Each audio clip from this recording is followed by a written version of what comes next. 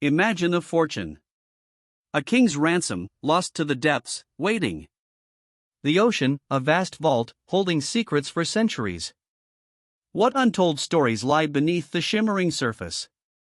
What dreams, what greed, what empires, shattered and scattered? This is not merely a tale of wealth, but of an epic struggle against nature's fury, of desperate recovery, and of the predators who prowled the waters, drawn by the scent of easy gold.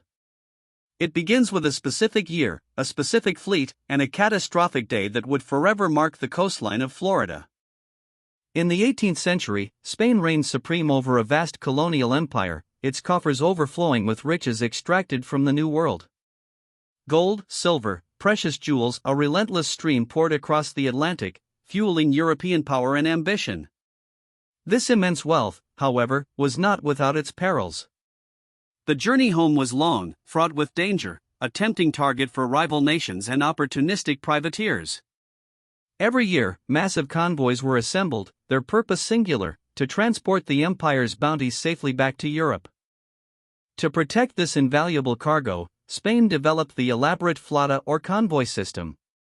Heavily armed galleons, laden with treasure, would gather in key ports like Havana, awaiting the signal to depart. They sailed in formidable formations, designed to deter the pirates and privateers who constantly stalked the shipping lanes. But even the most powerful fleet was vulnerable. Not to cannon fire, not to cunning raids, but to an adversary far more ancient and unpredictable. An adversary that waited patiently in the tropical waters. Summer of 1715. Havana. The air was thick with anticipation and the oppressive humidity of the Cuban summer. 11 Spanish merchant ships, accompanied by a single-armed escort, gathered in the bustling port. Their holds were being painstakingly filled with the wealth of an empire: chests of silver reals, glittering gold doubloons, exotic jewels, and valuable commodities like cochineal and indigo. This was the New Spain flota, and it carried a staggering fortune, bound for the court of King Philip V. The fleet's departure was delayed for weeks. What seems like a minor inconvenience at the time would, in hindsight, prove to be a catastrophic twist of fate. Each passing day brought the fleet closer to the peak of hurricane season, a period when the warm Caribbean waters brew storms of unimaginable power. Sailors grumbled, merchants grew impatient, but the immense logistical challenge of organizing such a convoy meant that delays were common. Little did they know, this delay was pushing them directly into the path of an approaching catastrophe. The cargo of the 1715 fleet was truly immense. Official records indicate an astonishing 14 million pesos worth of gold, silver, and other valuables. To put this into perspective, a single peso of 8 was enough to sustain a family for a month. Multiplied by millions, the sheer scale of wealth defies easy comprehension. It was enough to reshape economies, fund wars, and solidify the power of a global empire. And all of it, painstakingly gathered, now sat within the wooden hulls of these ships, sailing towards an unknown destiny. On July 24, 1715, the fleet finally weighed anchor and set sail from Havana. The trade winds, usually a dependable ally, seemed favorable. The ships, heavy with their precious cargo, began their slow, deliberate journey north, hugging the Florida coastline before heading east towards the Bahamas Channel, then across the Atlantic to Spain. The commanders, perhaps a little behind schedule but confident in their vessels and their seasoned crews, likely believed the greatest dangers were behind them. They were wrong. As the fleet rounded the Florida Keys and began its northward progression along the coast, a subtle shift occurred. The sky, once a brilliant azure, began to take on a bruised, ominous hue. The winds, previously steady, grew erratic, swirling with an uncharacteristic intensity. Experienced sailors, attuned to the subtle language of the sea, would have noted the falling barometric pressure, the uneasy swell. Whispers of a brewing storm would have spread through the decks. But no one, not yet, truly grasped the magnitude of what was rapidly approaching. Within hours, the subtle signs gave way to undeniable terror. The sky turned black, day transformed into a suffocating twilight. Winds howled, reaching speeds that would rip sails to shreds and tear rigging from masts. The sea, once a highway, became a monstrous, churning abyss of mountainous waves. The ships, once symbols of imperial power, were reduced to fragile toys, tossed mercilessly by the raw, untamed force of a Category 4 hurricane. There was no escape. Only survival. The cohesion of the fleet, its primary defense, was shattered instantly. Visibility dropped to zero in the torrential rain and sea spray. The roaring wind drowned out all commands, all cries for help. Each ship was on its own, battling desperately against overwhelming odds. The captains, many of whom had navigated these waters for decades, found their experience useless against such elemental power. They were blind, deaf, and helpless, driven relentlessly towards the unseen, jagged reefs of Florida's coastline. The inevitable came with sickening suddenness. One by one, the mighty galleons were smashed against the treacherous coquina reefs that guard the Florida coast, particularly around what is now known as Vero Beach. Hulls splintered, timbers groaned and tore, and the precious cargo, moments before locked securely in holds, spilled into the churning waters. The roar of the storm was joined by the terrifying sound of ships breaking apart, a symphony of destruction echoing through the night. The dream of home, for many, ended here, in the shallows. When the sun finally dared to peer through the departing storm clouds, it illuminated a scene of unimaginable devastation. Along miles of Florida coastline, a heartbreaking panorama of wreckage and death. Over 1,000 lives were lost in the hurricane. Those who survived the wrecking found themselves washed ashore, exhausted, injured, and often without supplies. They faced a desolate, untamed wilderness, surrounded by the shattered remnants of their once magnificent fleet and the scattered clues to an immense fortune. For days after the storm, the beaches shimmered with a macabre and glittering bounty. Gold coins, silver reals, precious jewels, and chests of trade goods were strewn across the sands, intermingled with the bodies of the drowned and the shattered timbers of the ships. It was an apocalyptic scene, a stark juxtaposition of immense wealth and profound tragedy. The surviving Spanish, barely recovered from their ordeal, quickly began to establish salvage camps, desperate to reclaim the king's treasure before the shifting sands or the relentless sea claimed it forever. The news of the disaster traveled slowly, agonizingly, through the few surviving vessels and messengers. When it finally reached Havana, it was met with disbelief, then profound shock and grief. A fleet vanished. An empire's wealth lost. King Philip V of Spain, upon hearing the reports, immediately dispatched forces to the disaster site. The mission was clear: recover every single peso. The stakes were too high, the loss too great, to abandon the vast treasure to the elements. Spain launched an unprecedented salvage operation. Captain General Don Francisco Salmon led hundreds of divers, soldiers, and laborers to the remote Florida coast. They established a heavily guarded camp near present-day Vero Beach, a temporary outpost of imperial power in a wild land. The work was grueling, primitive, and dangerous. Faced with the immediate threat of hurricanes and the ever-present dangers of the wilderness, their determination to recover the lost fortune was absolute. Diving in the 18th century was a perilous endeavor. There were no oxygen tanks, no advanced gear. Salvagers relied on sheer lung power, freediving to the shallow wrecks, or employed primitive diving bells that offered limited air and mobility. They worked with weighted baskets, grappling hooks, and their bare hands, battling strong currents and the constant threat of sharks. Each recovered coin, each silver bar, was a testament to incredible human endurance and the powerful draw of wealth. Despite the rudimentary methods and hostile environment, the Spanish salvors achieved remarkable initial success. For several months, they toiled relentlessly, bringing up a significant portion of the silver that had been relatively easy to access in the shallow waters. Thousands of silver reels, some still fused together from the heat of the shipwreck, were carefully documented and packed.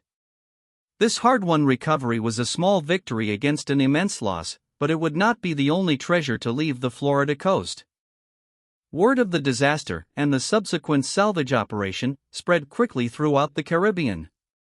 The location of the wreck site, bustling with Spanish activity and guarded by soldiers, became an open secret. For desperate men, for outlaws and adventurers, this was not a site of tragedy but an irresistible opportunity. The Spanish presence, while formidable, was also a beacon, signaling a vast, accessible treasure. The stage was set for another chapter of plunder, this time by human predators. The early 18th century was the golden age of piracy, a time when fortune and infamy walked hand in hand. The prospect of an unguarded, immense treasure was too tantalizing for these sea wolves to ignore. While the Spanish military guarded the salvaged treasure, the wrecks themselves, scattered over miles, were tempting targets. These daring men, with their swift ships and ruthless tactics, saw not loss, but opportunity. They saw not the king's rightful property, but a prize ripe for the taking. Among the most infamous figures drawn to this disaster was Henry Jennings. An English privateer turned full-blown pirate, Jennings was known for his audacious raids and daring spirit. He commanded a small fleet of vessels, operating out of the burgeoning pirate haven of Nassau. The news of the Spanish wrecks, and more importantly, the recovered treasure amassed at the salvage camps, ignited a spark of opportunity in his cunning mind. He saw a vulnerable target, a vast fortune waiting to be liberated. Jennings formulated a bold plan. He wouldn't risk battling the Spanish armada for the sunken wrecks, he would target the most accessible treasure, the piles of silver and gold already recovered and stored on shore. Under the cloak of darkness, Jennings and his crew stealthily approached the Spanish salvage camp near present-day Sebastian Inlet. The element of surprise, combined with overwhelming force, was their key. This wasn't a naval battle, but a swift, brutal land raid. In the dead of night, Jennings' pirates stormed the Spanish camp. The Spanish guards, complacent or overwhelmed, were caught entirely off guard. A brief, bloody skirmish ensued, but the outcome was never in doubt. The pirates, numbering over 300, quickly overpowered the startled salvors and soldiers. Their objective was clear, the piles of recovered treasure, gleaming in the flickering torchlight. Resistance was futile against such overwhelming, brutal force. Jennings and his men made off with an astonishing amount of treasure, roughly 350,000 pesos in recovered gold and silver. It was a staggering haul, a significant blow to the Spanish recovery efforts, and an immediate boon to the pirates' fortunes. They quickly loaded their vessels and vanished into the darkness, leaving the Spanish humiliated and enraged. This audacious raid cemented Jennings' reputation and became one of the most famous acts of piracy against the 1715 fleet's remnants. For Spain, Jennings' raid was more than just a financial loss, it was a profound humiliation. To lose so much treasure to nature was one thing, but to have it plundered by a common pirate after it had been salvaged was an insult to imperial pride. The Spanish redoubled their efforts, but the incident underscored the immense challenges of recovering treasure from such a vast and exposed site. The Florida coast remained a dangerous, lawless frontier, where the king's writ held little sway against the lure of easy gold. Despite the Spanish and pirate efforts, vast quantities of treasure remained scattered and buried beneath the waves. As time passed, the remaining wrecks began to disappear, gradually swallowed by the relentless forces of the ocean. Shifting sands, growing coral, and the destructive power of subsequent storms slowly concealed the evidence of the catastrophe. The wrecks became underwater ghost towns, their secrets locked away, awaiting a different era, a different kind of hunter. For over 250 years, the majority of the 1715 fleet's treasure lay undisturbed. The Spanish Empire waned, new nations rose, and the world transformed. The story of the lost fleet became a whispered legend, a footnote in history books. The Florida coast, once a scene of imperial tragedy and pirate exploits, became a quieter place, its hidden riches protected by the deep and the vastness of time. But the allure of such a fortune never truly faded. It simply awaited the right moment, and the right people, to be rediscovered. The mid-20th century brought new technologies and a resurgence of interest in sunken treasure. Scuba diving made underwater exploration feasible for individuals, and sonar technology offered glimpses into the ocean floor's secrets. The legend of the 1715 fleet, always present in local lore, began to attract a new breed of adventurers, the modern treasure hunter. These individuals, armed with grit, determination, and innovative tools, set their sights on unlocking the ocean's long-held secrets. One of the pioneers of this new era was Kip Wagner, a building contractor from Florida. Inspired by old coins washing ashore after storms, Wagner began meticulously researching this 1715 disaster. In the 1960s, along with a group of friends, he formed the Real 8 Company, a partnership dedicated to finding the lost fleet. Their initial discoveries were groundbreaking: thousands of silver coins, gold bars, and artifacts, confirming the exact location of some of the wrecks and igniting treasure fever along the coast. Through painstaking research and the careful examination of recovered artifacts, treasure hunters and archaeologists slowly began to piece together the identities of the individual wrecks. Dated coins, personal effects, and even ships' cannons bearing royal crests offered invaluable clues. Each piece of recovered treasure was more than just a valuable object, it was a fragment of a lost history, a direct link to the men, the ships, and the empire that had sailed on that fateful day in 1715. Among the most iconic finds from the 1715 fleet is the magnificent golden anchor. Discovered in 1966, this solid gold anchor, believed to be a ceremonial piece or a personal possession of a high-ranking official, represents the sheer opulence and incredible value of the fleet's cargo. Its recovery sent shockwaves through the treasure hunting world, proving that truly extraordinary items still lay hidden beneath the shifting sands, waiting to be revealed. The discoveries continued for decades. Generation after generation of treasure hunters, both professional and amateur, scoured the treasure coast of Florida. Each storm, each shift of the sand, has the potential to reveal new secrets. From individual gold coins glinting on the beach to massive piles of silver bars, the 1715 fleet continues to yield its bounty, reminding us of the immense wealth that was lost, and the enduring power of its story. Despite centuries of salvage and decades of modern treasure hunting, an undeniable truth remains: a significant portion of the 1715 fleet's treasure is still out there. Estimates vary, but many believe that millions of dollars worth of gold, silver, and jewels are yet to be discovered. Buried deep under layers of sand, hidden in unexplored pockets of reef, or simply swept further out to sea, the vast majority of the king's treasure still awaits a fortunate hand. The 1715 Spanish treasure fleet is more than just a collection of shipwrecks and lost gold. It's a ghost story of the sea, a powerful testament to the fragility of imperial power in the face of nature's wrath, and the eternal draw of treasure. It embodies tragedy, human ingenuity in salvage, and the audacious greed of pirates. Every artifact recovered, every coin unearthed, brings us closer to understanding the full scope of this epic disaster.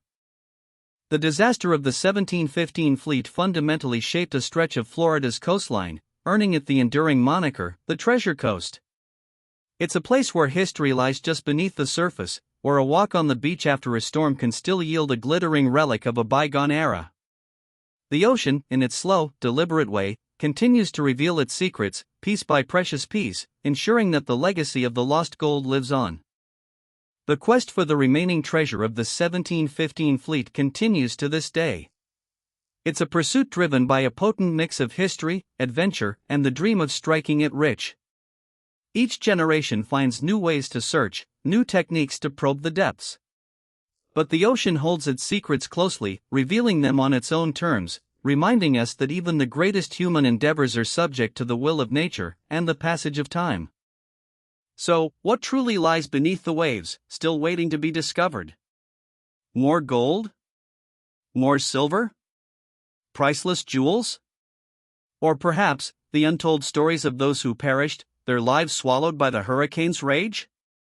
The 1715 Spanish treasure fleet remains one of history's most captivating mysteries, a symbol of immense wealth lost and the relentless human desire to reclaim it. The Florida coast whispers its secrets, and the depths continue to challenge those who dare to listen. The ultimate treasure might just be the story itself.